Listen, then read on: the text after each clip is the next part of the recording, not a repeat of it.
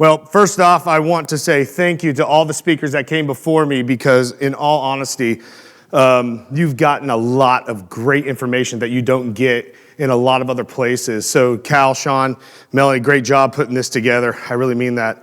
But I also want to say thank you to the speakers that came before me because Philip gave an amazing talk yesterday. Now, I'm not going to do a Catholic Mass service today like he did, but he spoke on some amazing ideas about not quitting and how you're not going to be a failure if you plan appropriately. So first off, congratulations on that. And I'm trying to stay back a little bit because of the squeaking that we get over here. But anyway, I am John Pruitt, and I want to make a difference in your life over the next 45 minutes or so, if we can do that.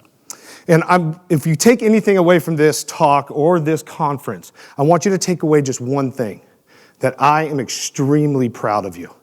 And I'm proud of you because you are here listening to this chatterbox on this stage and all of these other speakers because you want to increase your knowledge so that you can be the most successful that you can be. Now, I say those words, the most successful that you can be, because it doesn't matter how successful our friends are or our peers. What really matters is that we are continuing to search and be thirsty. And we have seen it. Your ideology of success may not be what their ideology of success may be. So you've all been there and you see someone and you say on social media or something like that, you see them in the flash, the glitz and the glamour. But you look at him and you say, man, what is that guy doing that I'm not doing? I'm better than him. I'm smarter than him. I've got better hair. I get it. We all walk a different journey in life.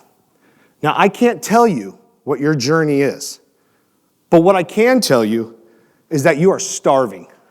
You're starving for more knowledge, more information, more confidence, and more life. Now, what I said a second ago is I don't know what journey you are on, but what I do know is that we are all fighting battles. We all fight internal battles that bring turmoil to us. And we don't understand, or others don't understand, what we're going through. What's monumental to us is oblivious to them. So today, we are going to talk about my favorite subject, me. Now, ultimately, I am here for you, but we're going to talk about me. And why are we going to talk about me? Because I'm a failure. I have failed. I have struggled. I have the mental scars. I have the traumas. And I have this really amazing ability to screw things up. So I know you're probably thinking, man, this guy on stage and from social media really is as arrogant as he sounds when he's posting. But that's not my intent. So we're going to talk about me because of those issues. But if I can fail forward, I know that you can too. And I believe that of you, and I believe that of each and every individual in this room. Because life is an emotional roller coaster. We have ups, we have downs, we have happiness, but then we have sorrows. But there is a secret to winning at life. Radical integrity. Ooh, fancy. So what is this thing, radical integrity? Radical integrity is what you gain when you always do what is true, honest. And you be truly honest and you become completely self-serving. Lack of self-serving, excuse me. But we all live on this continuum, and this linear line of this life of this continuum of integrity. Where over here we have Jesus Christ, there is nothing better. And then over here we have complete dishonesty. We have criminals, Ponzi schemes, teenagers. But I look at you and I know that you're doing your best. And between the middle of the road and between Jesus Christ, radical integrity, we all believe we live right in there. Some of us believe we just surpassed Jesus Christ, but that's going to be a therapy session, not a John Pruitt session. But let's talk about this. What if we really think about this? What if we really think that the difference in our lives is actually in the details? It's in those small, little things. It might just be a little white lie. It might just be a misrepresentation. It might just be an exaggeration of the facts. But let's get away from our insurance world and let's just get a little bit remedial, if you will. What if you go to the grocery store or you go to the gas station, you've got little Johnny with you and you go up there and you get change and they count you 5 ones out. Then you leave, you get in the car and you crumble up the cash and you throw it in the console because nobody knows what to do with cash anymore because nobody carries it. Heck, you guys aren't even carrying business cards. You guys are like, here, touch my card. Like, I don't even know how to do that. But what do? Do you stop? You look in there, you see there's a 5 and then there was 4 ones. It's only $4.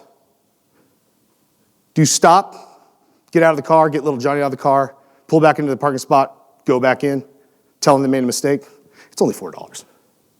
Let's take it one step further. Let's say that we have a team member who is burning the midnight oil, burning the candle at both ends, and they are giving themselves so selflessly to us. But they're out of PTO time. But they're burning out. It's going to financially harm us to give them additional time off. Do we say, hey, thank you so much for giving yourself to me, but that extra PTO time, you're not going to get it. You already ran out. How do you maintain the trust if they can't believe in you to do what's right for them?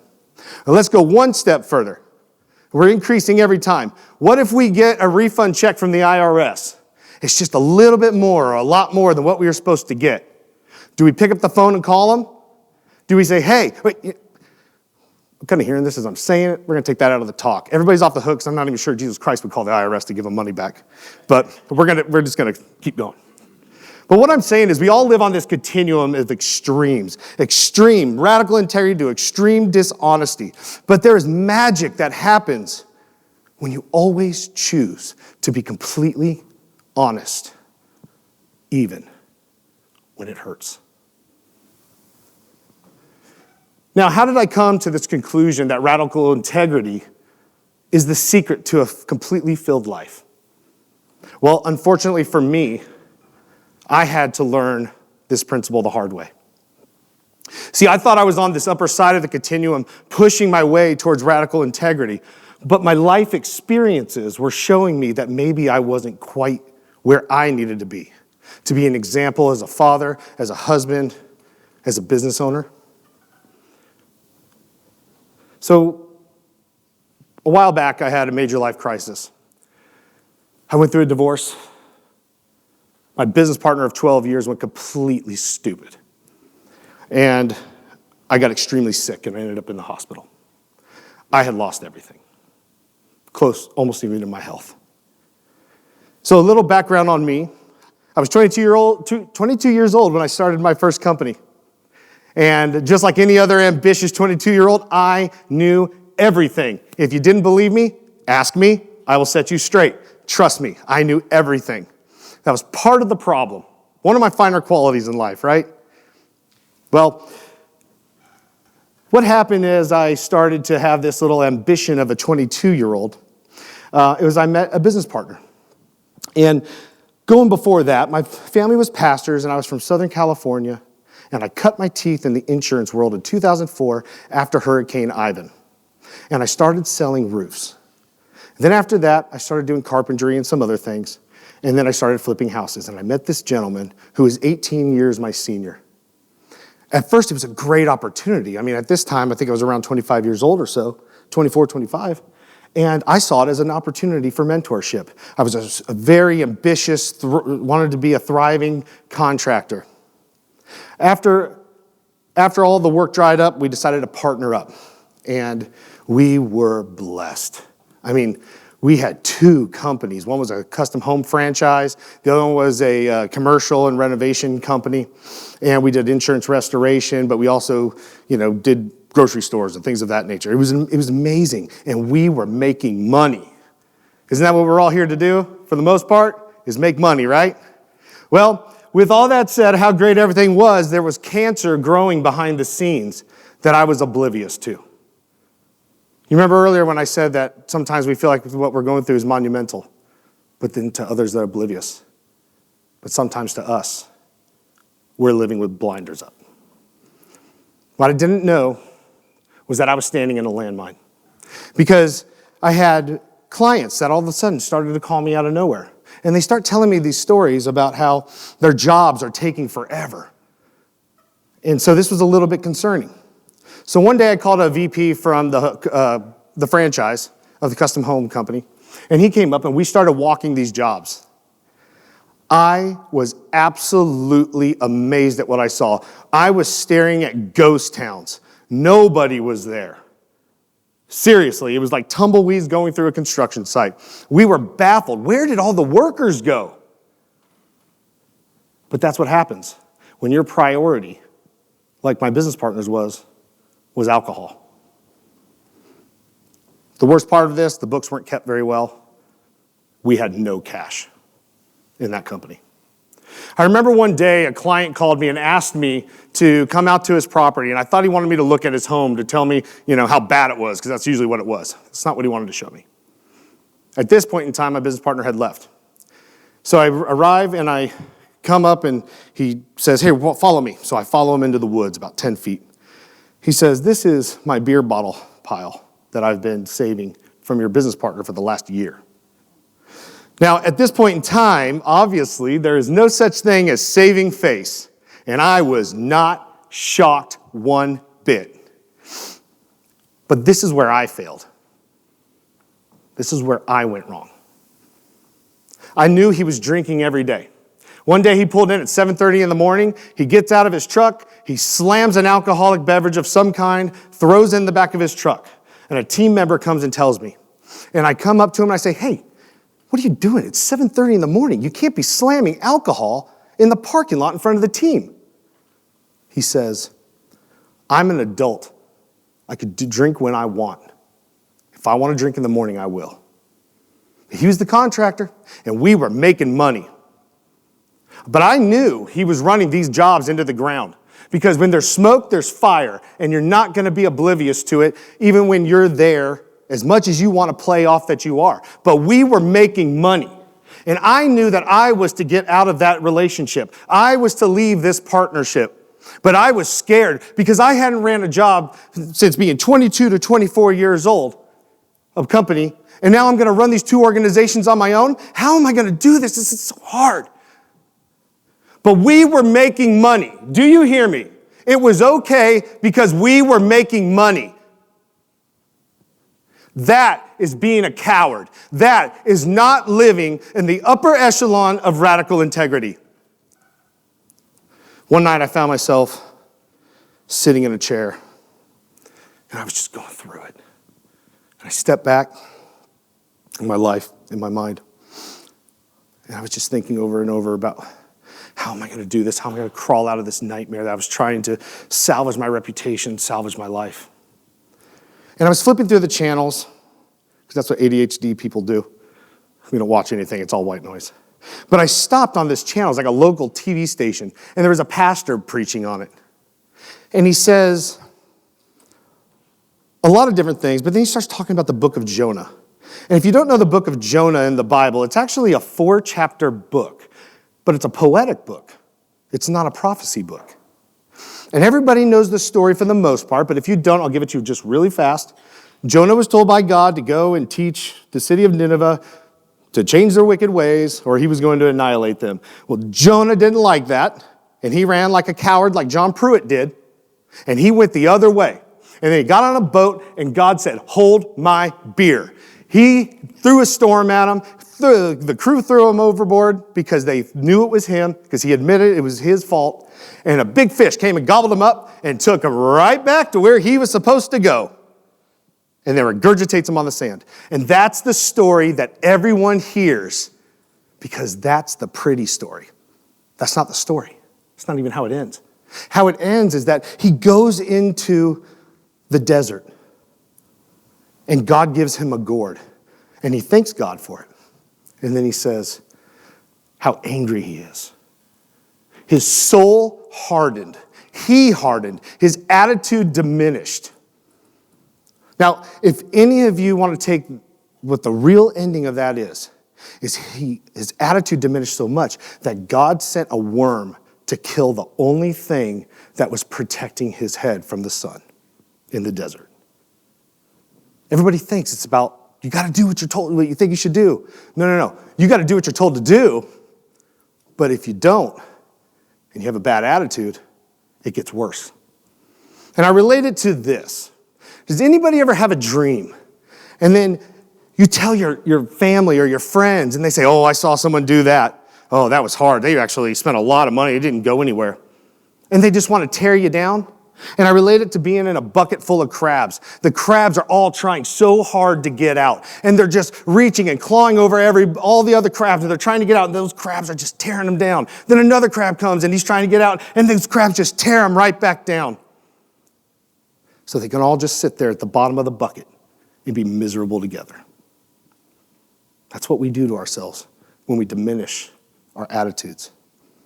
Now, when our attitudes diminish, we actually create a negative bias when we start believing in all the negativity. Or we can have a positive bias and try to push our way through. But what happens when you have a negative bias, it actually creates an etching in your brain, literally. You tattoo your brain with negative thoughts. And that's why we have triggers. That's why we have behaviors. That's why sometimes you see someone that's been in the military and they have PTSD and a bomb goes off and then they just hover. Because those negative thoughts are ingrained in their head. But when we have a positive bias, those thoughts come and go. Randolph was telling me the other day, last night we were sitting at a dinner. I forgot this. He wanted to see what it was like doing expert work. I let him sit in on a deposition, and it went long. And he got to see how everything was going, how I interacted with the attorneys, off the record, because we're all friends, right? And then go on the record, and this is how we act on the record. And at the end, everybody's friends when we leave because nobody's being a jerk. I forgot all about that. It was actually a really funny story, and I completely forgot about that. But I totally remember standing in front of my dad in the 3rd grade when I didn't call him back, and he held my hands. When I got back, he grabbed my wrist when he was sitting in a chair like this and said, "Son, I love you, and I don't want you to get hurt. That's why you have to communicate with us and tell us where you are at all times." But I always remember that thought because it was really more of a negativity thought because I was in trouble. All those positive things, you ever sit back and say, oh my gosh, that was actually a really funny story, but you hadn't thought about it in 10 years. Isn't it funny how that works? So when our attitude becomes negative, we start making ourselves miserable by dwelling on the hardship. So I ask again, should we be upset and should we have a negative bias? Or should we eliminate the victim mentality and get blinders up and focus on one goal so we can live through today? Because we can't tackle a million tasks. When you're in turmoil, you can only handle one thing at a time. And you've got to check that off the list, and then you go to the next, and then you go to the next. Now, I remember some very difficult times. There was a time when I was sitting at a table, and I was just crying, and I had my hand in my face. My 5-year-old walks up to me. She looks at me and says, "What's wrong, Daddy?" And I picked her up and I put her on my lap. And I held her so tight. And I said, "I don't know what we're going to do, baby." And she says, "It's okay, Daddy. Do what Papa says and give it to Jesus." Now, we lost my dad on February 23rd of this year. He was an amazing man, far better man than I will ever be. But he showed me what an example of radical integrity truly is. His health was absolutely horrible. Diabetes, diagnosed in the 1970s and the 1980s, was basically a death sentence. They said you'll live to be 45 to 55 years old. And he said, absolutely not. That's not going to happen. And he just got that tunnel vision of, I'm going to focus on staying alive. And he did to 68 years old. And it was horrible. He went through dialysis. He went through heart attacks, congestive heart failure, diabetes, Charcot foot. The last 6 months of his life, he spent in a wheelchair from a severed leg caused by the diabetes. And his only dream was to walk again. He never chased a bigger paycheck. And I wonder if that's why I'm the way I am. Because I'm not motivated by money. It doesn't drive me in any way. But I live to restore hope in people, just as he did.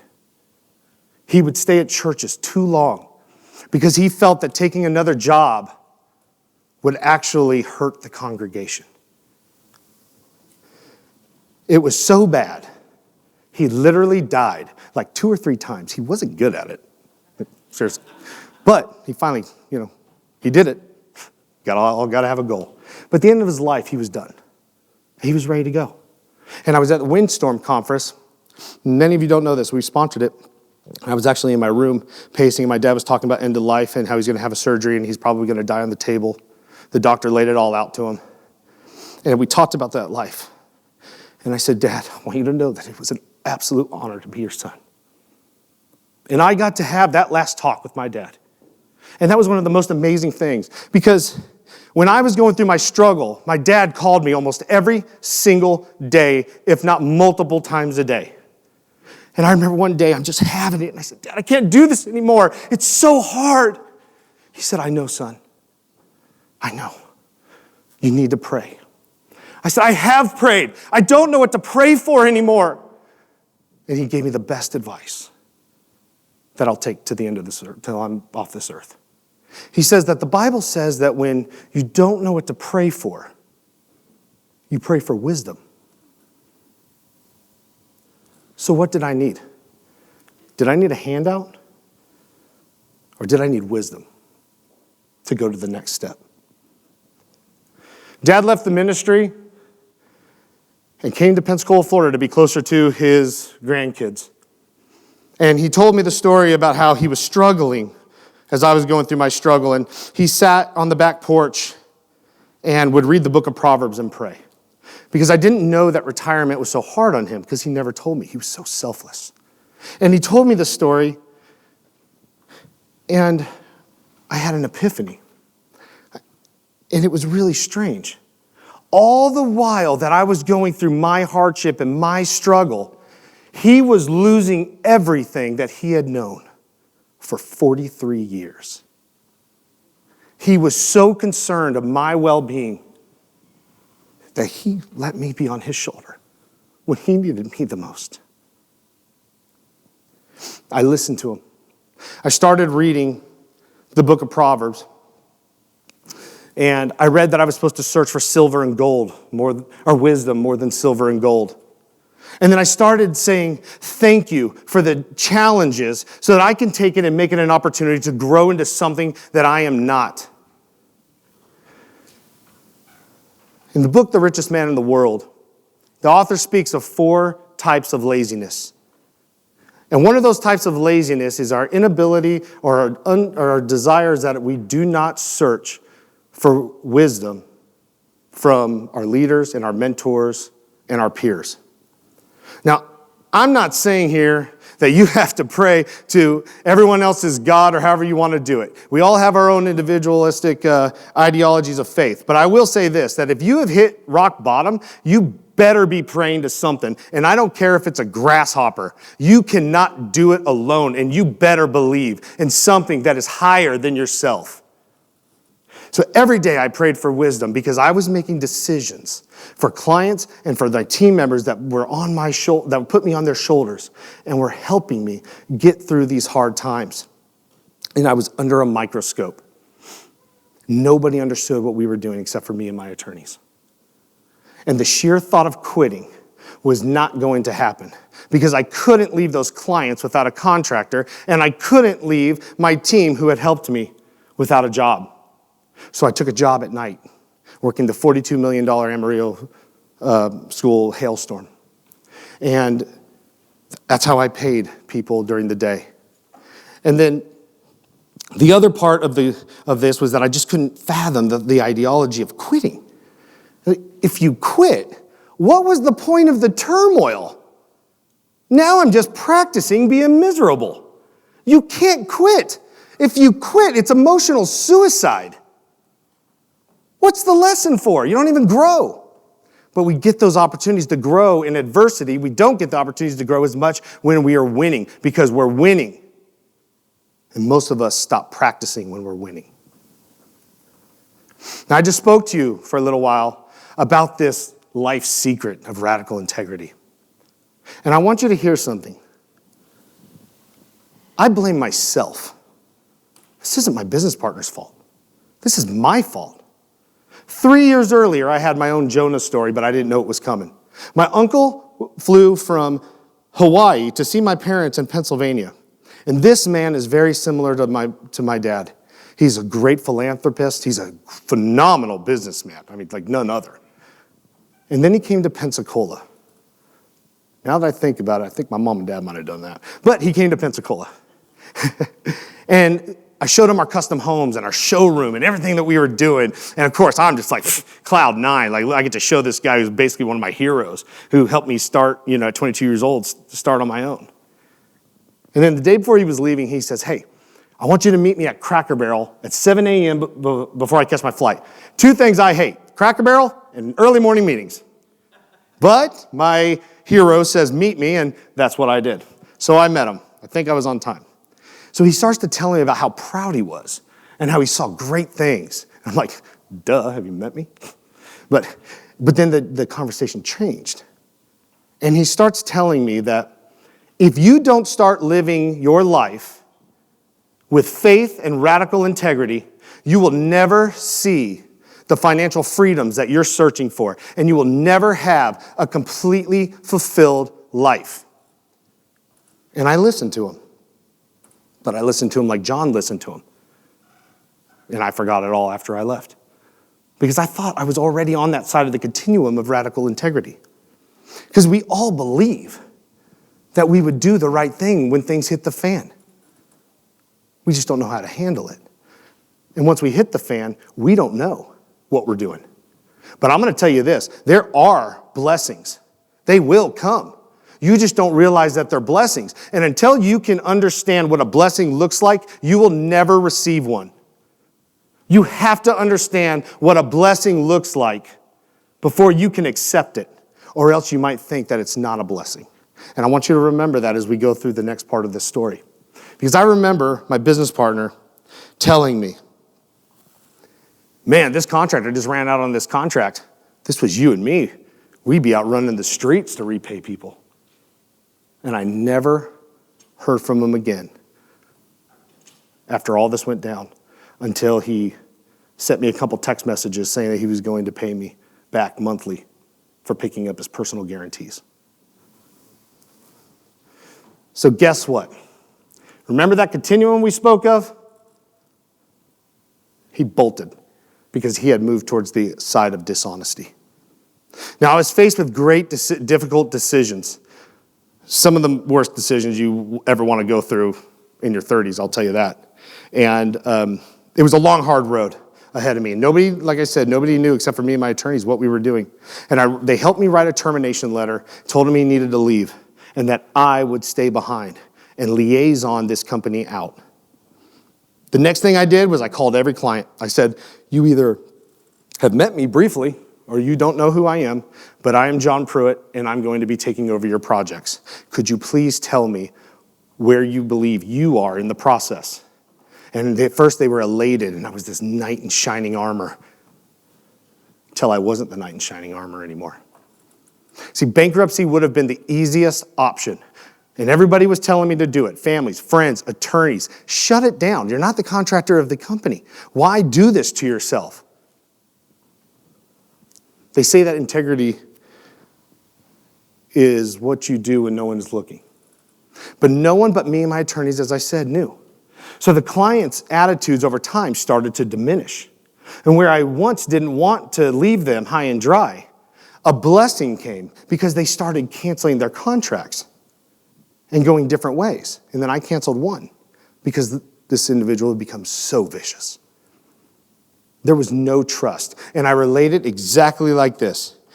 These clients were teenagers on hormones. They had absolutely no idea what I was trying to do for them because they couldn't get out of their negative bias and change their minds of how are we going to get out of this situation. They just went into the dumps. And although you know exactly why what you are doing is the most important, they couldn't see it.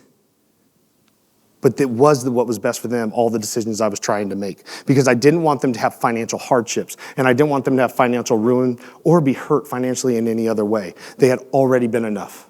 But there was no trust because that went out the door when the first beer bottle hit the ground or the first subcontractor didn't show up. So every move I made was under that microscope. Clients started spreading rumors about me because he's no longer here. You got to go after the guy that's still standing. So here they're spreading rumors, I'm a fraud, I'm going to jail. One of them tells my wife that I'm going down for fraud and it's going to happen fast and I'm concerned about you. People just make stuff up. It's amazing. Most people just want to watch the world burn. Just to watch it. It's a great show, isn't it? So, in this whole time, I had to try not to kill myself because I ended up in the hospital. And a lot of this stuff I was trying to manage from a distance. Any ego that I had was gone. The guy who was the life of the party, the guy who loved to go and help people, couldn't show his face in public. So I learned very quickly that I was going to have to get tunnel vision and I was going to have to start digging my way out. But I can't blame this on my business partner. Again, I'm going to reiterate it. This was my fault because I ran from doing what was right 3 years earlier. And when I told my banker that we dissolved the company, he said, I told you to do that years ago. All he was doing was taking you down. But I didn't see it because we were making money. It's okay because we were making money. Or at least I thought we were making money. That's when I had to make the decision at that point in time, bankrupt it or crucify my life. And I chose to crucify my life for these people. They say faith and integrity is tested in adversity. This is how I came to know radical integrity, because quitting is not in my personality. Now, this is the secret that I can give you. If you choose to live your life with radical integrity, you will have abundance. I can promise you that. In fact, when your life is out of order, your life stops working. But, isn't it funny? When your life is in order, you're lucky. Are you? Or are you prepared? You must be prepared for life because the bad days are coming. The wrecking ball is coming. It always comes. We just don't know when. That's why you have to be prepared. So like I said, I did listen to my dad. I did listen to my uncle. And once you live this life of radical integrity, it becomes who you are. It becomes etched in your brain in the same manner. It becomes your subconscious. It consumes you. Difficult decisions are no longer difficult. I have a harder time figuring out where I'm going to eat at a restaurant or what shirt I'm going to buy than I do spending $400,000 to fix people's houses and pay subcontractors. That was a no-brainer. So after my collapse, we started the company that we have now, Addison Riley, as you see on the screen. Addison Riley are my children. I named my company after my children because I wanted to know that any decision that I made was made with radical integrity and it was worth the risk of tarnishing my children's names. So what's in it for you? Why should you live this life of radical integrity? Because you don't have a choice. It's not because this bald guy just showed up from Florida and said, hey guys, listen to what I'm saying. No, you don't have a choice. Because the choice to live with radical integrity is a far superior life to living a life of dishonesty. It's going to be inconvenient because anything worth doing is inconvenient. And it's going to be hard, I promise you. But anything worth doing is going to be hard. It's going to be emotionally draining. But why do I believe in this so much? Because if I had not done these things, I would not have the life. I would not have the career. I would not have the wife that I have today. I promise you. I had 3 attorneys helping me. climb out of this hole. And I had all three of them were charging me, obviously. And don't smile, attorney, I see that. I had a $12,000 bill from one of the attorneys. And I got an $8,500 check back from the general liability company that we had overpaid. You remember those blessings I was talking about? You need to learn how to recognize those blessings. We overpaid $8,500. I don't even know how it happened, but I got the check and I called and I said, John, I just got a check that I didn't even know was coming. Will you meet with me? Yeah, I'll meet with you. He didn't even know what I was talking about. He probably just thought I was bouncing ideas off of him again. And I met him face to face and I said, can I give you $7,000 so I can take the other $1,500 and pay someone else so I can move some more pieces around? He said, absolutely, that's perfectly fine with me. I'm just happy to see that you're winning. You got to recognize the blessings. And I was unaware of this. He worked for a defense law firm that did insurance work. I get a call from a random attorney, and they say, hey, would you like to do insurance estimates, comparables? I said, what's that? Because I've been doing this since Hurricane Ivan, but I'm a builder and a roofer, right? I'm dumb as a box of rocks. I'm like, hey, this is broke, let's fix it, you know? But I was like, wow, this is cool. How much does it pay? Well, hourly just starting out, you probably get X amount of dollars. I'm like, well, I can do that. And all of a sudden, I had another shovel. I had another shovel to make money and dig myself out of this hole. And I could continue to dig that tunnel further and further and further until I could get out of the hole. I had no idea that he was even in a defense firm. He was just a friend helping me out. So at this point, I didn't know anything about the legal world, and people started suing us. But because of what I did, people in the legal world started saying, wait a second, this guy's not the fraud everybody keeps saying he is. Because during that time, they all had attorneys. When you're building upper echelon homes, they don't call you, their attorneys call you. Everybody knows that. So I start talking to these attorneys back and forth, and I'm telling them, here's what I want to do. Here's the problems I'm having with your client. I want to help. I want to do the best I can. They all know what I did because I had sold everything. I sold my boat. I sold my truck. My family went on food stamps. I was giving my all to give to people who wanted to take me down. And these attorneys started to see it. And then the next thing you know, they start hiring me for construction defect cases against their clients that are having problems with their contractors, the people that were suing me. You have to recognize those blessings. Now, one of the blessings that I took away from this construction defect issue, because I had to fix all those houses and my business partner messed up. This is legit how I became an insurance and building envelope expert. Because my director and I got a PhD in uneffing stupid. And our mission statement at Addison Riley is utilizing construction and expert services to restore hope in people. That's our mission. I wanted Addison Riley, we uneff stupid, but it didn't look good on a billboard, and I was told I can't have that. Just because you own a company doesn't mean you get to make any decisions. Trust me, especially when you have HR. So I started doing this consulting thing, and one day the attorney who called me out of nowhere is in a mediation in South Florida. The plaintiff attorney says, do you know any experts in the Panhandle? He says, I certainly do. You need to talk to John Pruitt. And she did. And then another referral came. And this is how I came to work both sides of the fence. Retained by everyone at the same time, retained against everyone at the exact same time. Now we have dozens of people in our forensics division. I have that abundance of people.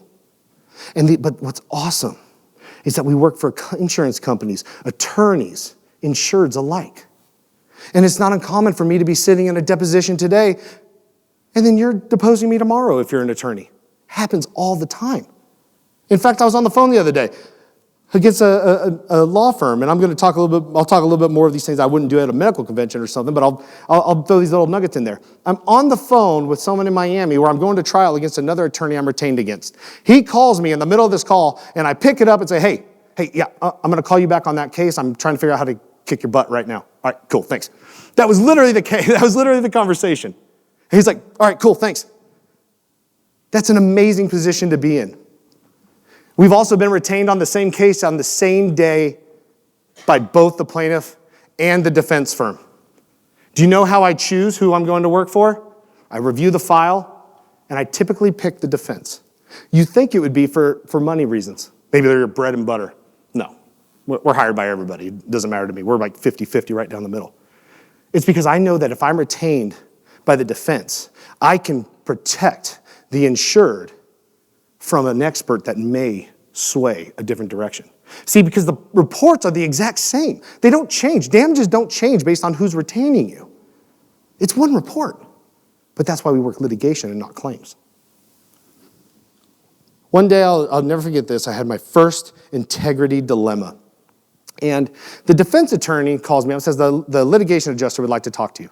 I said, sure, no problem, let's get on a conference call. So we do. She says, would you write us in the same estimate but take out the overhead and profit?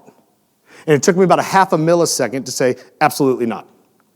And they were like, why? Great question. Fair. Because I have been writing estimates of this exact type of work since 2004. And if I've been writing them that way with overhead and profit, and I'm retained by both sides, and this is out there, you're asking me basically to lie to the jury to say, no, they get overhead and profit, but not on this job. This contractor isn't worth overhead and profit. You know what my consequence was for that? I'm wrapping up a $20 million appraisal for them right now. You just have to have the guts to have radical integrity. Now, this all sounds great and amazing. Now we work with 100 law firms. We're retained all over the country. But the greatest gift that I gave was developing a culture where all of the men and women at Addison Riley are now highly skilled and trained in the application of radical integrity in everything we do. Because if my letterhead crosses your desk as an attorney, as an adjuster, a public adjuster, or a contractor, you have to stop and say, whoa, we need to look at this. Because this was calculated with radical integrity. Isn't it funny how our reputation arrives before we do? I'm going to tell you a couple stories, and then I'm going to wrap this up. I was sitting in a trial recently.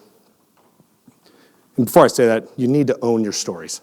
I was sitting in a trial recently in Escambia County, Florida, and there was this Miami plaintiff attorney who came up. And I think he was sick the day in law school when they teach you not all juries are created equal, because he came up with the Miami attitude into the Bible Belt of Pensacola, Florida, and proceeded to put me on the stand on cross, grind on me and grind on me. And I'm sitting there with this big smile. And he can't do anything to me on technical, so he goes up after my past. And I've got, yes, sir, that happened. Oh, yes, sir. Yo, that was a horrible time. And you don't talk to the attorney, you're talking to the jury. So I switched and said, ladies and gentlemen of the jury, what he is conveniently leaving out is that I had a business partner of 12 years, and he ran for the hills, and I went on to food stamps, and I sold everything I owned, and I got really sick, and I went into the hospital. But I fixed all these homes so these people wouldn't be financially ruined, and I spent $400,000 of my own money to help these people. It is an honor to sit here in front of you today to be able to testify in court after everything I have been in. We left with the insurance corporate rep and the defense attorney. The whole time he was sitting there with his arms folded, just smiling, because he knows my story, because I wear it like a badge of honor. So we leave, and the corporate rep's got a big old smile on his face, because we just watched that attorney walk himself into a complete defense verdict. And he said, Mr. Pruitt, I didn't know you were such a bad man. I go, yeah, you did. He says, oh, I know. I was just really enjoying him dig his own grave. This guy dug it and buried himself in it. It was that bad. He lost the jury. He turned the jury empathetic to me because he decided to have a negative bias on me and tried to prove negativity of me. He couldn't beat me in technical, so he's going to beat me on integrity.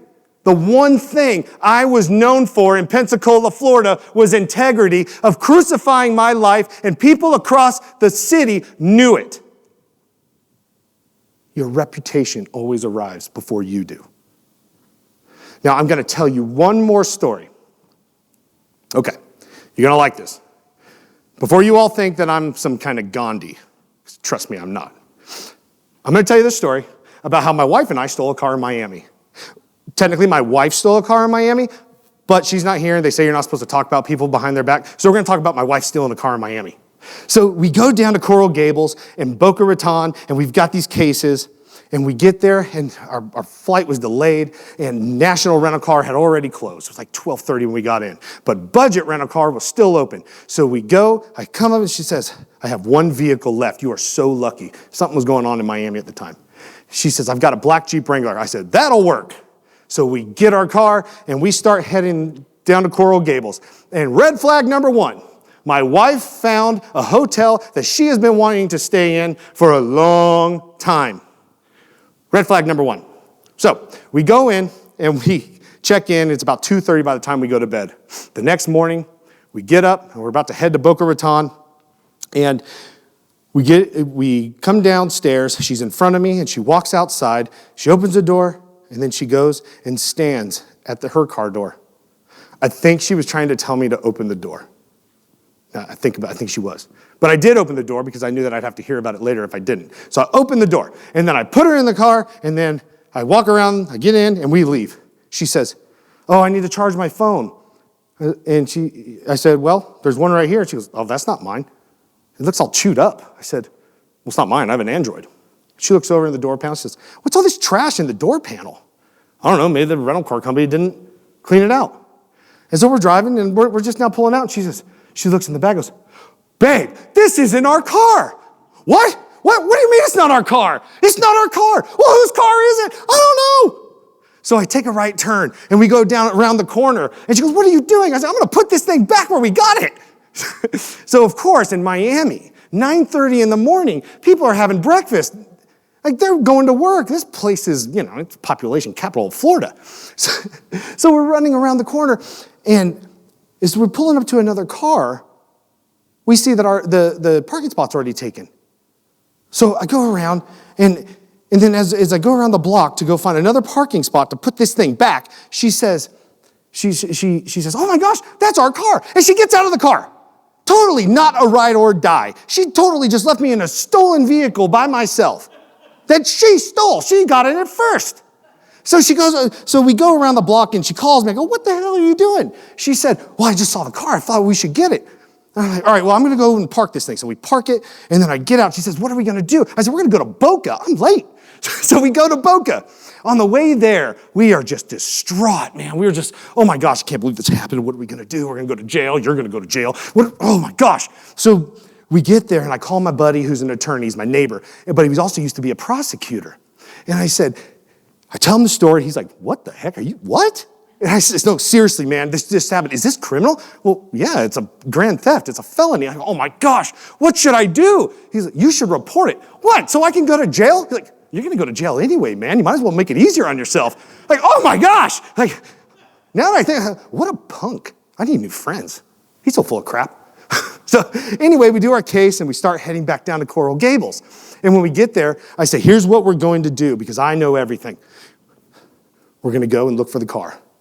So we park the car, and we go and looking around the corner. Don't see it. Look around the other corner. It's still there. Crap. So we leave, and then we go up to our room, and we're walking through the lobby, and nobody knows that there's a bunch of criminals amongst them. So we're walking through, and we go upstairs, and we're just stressing out. My wife's getting ready. I think she's about to burn with a curling iron because she's stressed out so much. And we come back down. I say, all right, let's just check to see if it's still there on our way to dinner. Crap, still there. Still there. So, right, all right, let's go back to the hotel lobby, and let's turn ourselves in. So we go back to the hotel lobby, and we call the police. And dispatch is not picking up what I'm putting down at all in any way. She's like, how do you know that the key fob, or how did the key fob start the car? No, ma'am, the key fob didn't start the car. The key was in the car. I thought I was starting the car with our key fob. She goes, okay, let me get an officer out there for you, and we'll see if we can figure this thing out. I said, probably not a bad idea. This guy shows up as we await our handcuffs, and he's got his hands on his vest, and he goes, I got to hear this story. So I tell him the story, and he's like, let's go look at the car. Great. So we're walking over there. As we're walking, I said, I just can't believe this happened. Like, it's unreal. Do people just leave their cars unlocked in the Miami area? He goes, oh, man, all the time. In fact, if they would stop doing it, we'd probably have a lot more, Grand Theft Auto or whatever it's called.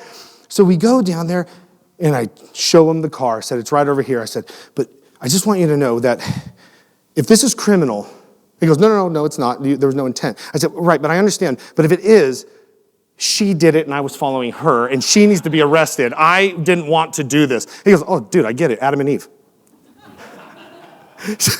So we go down there and we get to this black Jeep Wrangler. And I'm looking at the license plate and he's going to call it in to see who owns it. And I look and I go, oh my gosh, this isn't the car. Huh? No, this isn't the car. This has a handicap tag on it. This is another black Jeep Wrangler. And he looks at me, he's like, what? I go, I swear to God, I'm not on drugs. So he's like, all right, let's go back to the hotel lobby. I'm going to call whoever this is. So we start heading back, and another cop walks up. I go, dude, you called backup? He goes, the other cop says, no, I just didn't understand what the hell was going on, so I thought I'd come figure it out too, see what happened. So we head back, and he calls, and what had happened was that he called they were having breakfast, and then they went in to have breakfast. We took the car, because it was ours, and they left and were looking for it we left and they were looking for it for over an hour. They reported it stolen. They went home. They came back, found the car, took off, and another black Jeep Wrangler parked in their spot. You cannot make this stuff up. I am not joking. This truly happened. So anyway, so I said, can you just imagine the fight between the husband and wife? Hey, I didn't do anything. You left the damn key in the car. Of course you did everything. This is all your fault. Oh my gosh, I bet they're in counseling over this today. I guarantee it. 100%, because my wife and I are still talking about this. But isn't it funny how when you have radical integrity, you can tell the truth. You can tell the truth because you know that what you're doing is with honesty. I didn't want to steal the car. My wife stole the car. I would never do this. But I want you to know, as I close this out, that I believe that each and every one of you can live with radical integrity, even when it's going to hurt. I believe that of each and every one of you in this conference hall, and I am so proud of you. Thank you, everyone, and I would like you to see that I am not lying. Have a good day, guys. Thank you, John. What a bunch of great stories.